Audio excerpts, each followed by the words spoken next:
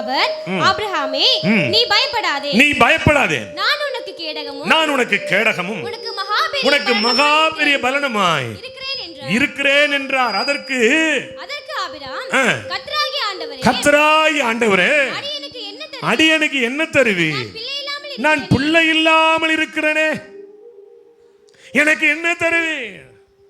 என் வீட்டில் ஒன்று பிறந்திருக்கு, அதுவும் என் சொந்த மனைவிக்கு பிறக்கல, அது அந்நிய அடிமை பெண்ணுக்கு பிறந்திருக்கிறது, எனக்கு நீர் என்ன தருவி?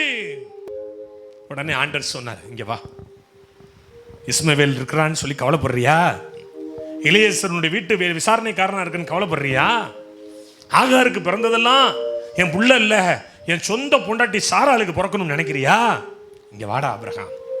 வெளியில அழைச்சிட்டு போனாரு, வாசலுக்கு கொண்டு போனாரு, வானத்தை அண்ணாந்து பார்க்க சொன்னாரு.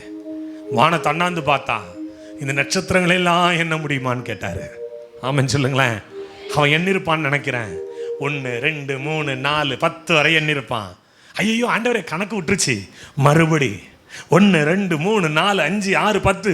ஐயோ ஆண்டவரே, கணக்கு விட்டுட்டு மறுபடியும் அதே எண்ணிக்கிட்டு இருக்கிறேன். கர்த்தர் சொன்னாரு, இவ்வனமா இவனுடைய பிள்ளைகள் உனக்கு இருக்கும். இங்க வா. கடற்கரைக்கு அழைச்சிட்டு போறாரு, இந்த மணல் அள்ளி காட்டுறாரு. இந்த மணலை உன்னால என்ன கூடுமா? இந்த மணல் தனையா நீ அள்ளி அப்படி எண்ணி எனக்கு நீ கொடுக்க முடியுமா? முடியாது ஆண்டவரே, இந்த கடல் மணலை போல. ஆமென் சொல்லுங்களேன். இதுல 2 ஆவிக்குரிய அர்த்தங்கள் இருக்கு. ஒன்று, இந்த வானத்தின் நட்சத்திரங்களை போல பிறப்பதெல்லாம் வாக்குத்தத்தத்தின் பிள்ளைகள், இவைகள் சாராயின் பிள்ளைகளாயிருக்கும்.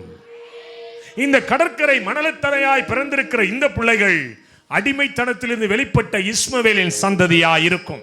ஆமென் சொல்லுங்களேன். உனக்கு இம்மைக்குரிய ஆசீர்வாதம் உண்டுடா ஆபிரகாம், உனக்கு மறுமைக்குரிய ஆசீர்வாதமும் உண்டு. கையை தட்டுங்களேன்.